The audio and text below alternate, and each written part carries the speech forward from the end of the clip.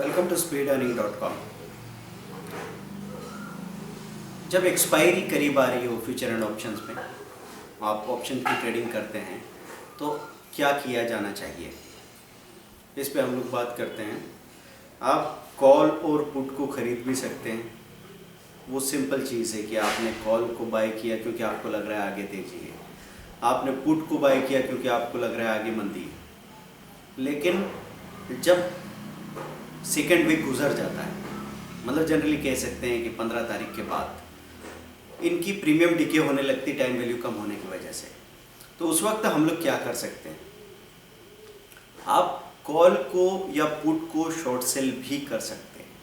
लेकिन कॉल और पुट को शॉर्ट सेल करने के लिए आपको काफ़ी बड़ा मार्जिन लगता है, जो आपको अपने ब्रोकर से कंफर्म करना होगा कि वो लोग क्या चार्ज कर रहे हैं किसी कॉल या पुट को शॉर्ट करने के लिए।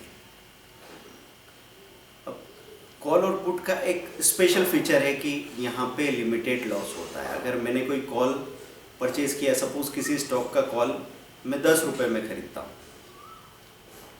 10 रुपीज़ प्रीमियम है उसका, और लॉट साइज सपोज 1000 है, तो 10,000 रुपीज़ में इन्वेस्ट कर रहा हूँ, तो 10,000 रुपीज़ मेरा टोटल इन्वेस्टमेंट है, 10,000 रुपीज़ मेरा टोटल रिस्क है। अब अगर वो ज़ीरो भी हो जाए तो 10,000 रुपीज़ का लॉस लिमिटेड है, मुझे पहले दिन से पता है कि इतना लॉस हो सकता है। लेकिन अगर मैं इसी कॉल को शॉर्ट सेल कर रहा हूँ और अचानक से बाज़ार में कोई बड़ा मूवमेंट आ जाए, जैसे आप अभी देख रहे हैं आज 19 फेब को कि जिंदल स्टील 25% ऊपर चला गया, तो इस मार्केट में ये चीज़ कभी भी कहीं भी पॉसिबल है। और मैंने हमेशा बताया है कि सेफ्टी एक आदत है कि आप जो हेलमेट लगा के घूमते हैं, तो ये कभी मत सोचिएगा कि एक्सीडेंट तो साल में या 5 साल में एक बार होता है, उसी एक दिन के लिए सारी तैयारी होती है। तो इस तरह की लापरवाही के साथ आप बाज़ार से एक दिन में बाहर जा सकते हैं। तो आपको हमेशा सोच के रखना होगा कि अगर मैं कोई रिस्की काम कर रहा हूँ तो उसका बैकअप प्लान क्या है। तो सपोज़ आपने 10 रुपये में ये जिंदल स्टील का कॉल शॉर्ट किया होता, तो वो क्लोज हो रहा है अगले दिन 35 रुपीज़। एक ही दिन में इंसान को 30 से 50,000 रुपये का नुकसान हो चुका है, और वो काफ़ी है बाज़ार से बाहर कर देने के लिए। तो इसको संभालने के लिए हम लोग क्या कर सकते हैं, अगर आपको लगा कि एक बहुत बड़ा मूवमेंट आ गया जिंदल स्टील में, तो नीचे एक चीज़ आप मिस कर चुके हैं ट्रेडिंग में, तो ऊपर उस एंड से आपके पास अपॉर्चुनिटी है। तो सपोज़ जिंदल स्टील बंद हो रहा है 25% अप, तो एक अच्छी खासी तेज़ी जो अगले दिन कंटिन्यू होना थोड़ा मुश्किल है, तो हम वहाँ पे एक कॉल को शॉर्ट करते हैं। अगर वो 200 रुपये बंद हो रहा है तो हम 210 या 220 की कॉल को शॉर्ट करते हैं।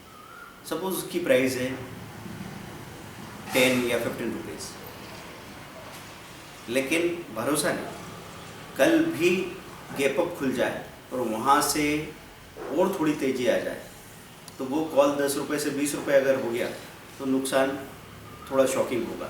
उसको संभालने के लिए हम लोग अगर 210 का कॉल ले रहे हैं, 210 का कॉल शॉर्ट कर रहे हैं, तो उसके साथ ही हम 240 250 का कॉल बाय करके रखें। मतलब एक सिंपल सा कंसेप्ट मैं आपको बता रहा हूँ कि कोई भी कॉल को आप शॉर्ट कर रहे हैं, पास वाले कॉल 10 रुपये वाले कॉल को अगर आप शॉर्ट कर रहे हैं, तो 1 या 2 रुपये के कॉल को बाय करके रखिए। क्योंकि अगर ये यहाँ से 250 भी चला जाए, 250 भी हो जाए, तो अगर यहाँ पे 10 रुपीज़ का जो प्रीमियम है वो बढ़ के 35-40 होगा, तो उसी वक्त वो जो 2 रुपये है, वो 2 रुपये का कॉल भी आपको इस 30 रुपये के नुकसान में से कम 20 से 22 रुपये की भरपाई करेगा। तो आपके लिए ये झेलने लायक हो जाएगा, और वहाँ पे आप वो जो बाइंग है, दूर का कॉल बाय कर रखा है, उसमें अपना प्रॉफिट बुक कर लीजिए, और जब ये वापस थोड़ा नीचे आएगा आप बुक करके बाहर निकलेंगे, शायद बराबरी में या हो सकता है प्रॉफिट में भी आप बाहर आ पाएँ। यही चीज़ निफ्टी के केस में है। निफ्टी सपोज़ आपको लग रहा है 9,000 पे खड़ी है, तो 9,000 पे खड़ी है, एक्सपायरी आने वाली है, आपको लगा 9200 का कॉल में शॉर्ट कर देता हूँ। 9200 का कॉल सपोज 70-80 रुपीज़ चल रहा है, तो अगर आप 70-80 रुपीज़ की कॉल को शॉर्ट कर रहे हैं, तो उसका इंश्योरेंस करने के लिए 96-9700 का कोई 10 रुपये का कॉल है उसको बाई कर सकती है। तो एक इस तरह का कॉम्बिनेशन बन जाएगा कि अचानक रातों रात अगर 500 पॉइंट भी निफ्टी तेज हो जाए तो आपका ये जो अनलिमिटेड लॉस है इसका एक सही इंश्योरेंस आपने करके रखा है। जैसे कॉल में मैं समझा रहा था वही चीज़ पुट में की जा सकती है कि आपने अगर दूर पास का पुट शॉर्ट किया क्योंकि एक्सपायरी आ रही है, आप एक्सपायरी के करीब खरीदना तो बुरा होता है, बाइंग की कॉल या पुट जो भी की सबकी प्रीमियम डीके होती है, तो शॉर्ट करने को मन करता है, लेकिन डर इसी बात का है कि रातों रात कुछ गड़बड़ हो गई तो क्या करें।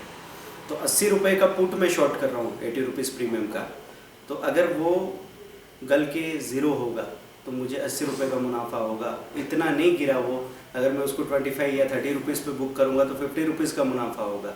अब वो 50 रुपीज़ में से 10 रुपीज़ का एक कॉल में 10 रुपीज़ का एक पुट मैंने और बाई करके रख लिया कि मैं अगर 8800 का 8700 का पुट शॉर्ट कर रहा हूँ तो 8400 8300 का जो पुट मुझे 10 या 15 रुपये में मिल रहा है वो लिया इसलिए है कि उसके ज़ीरो होने के चांसेस तो 90% है,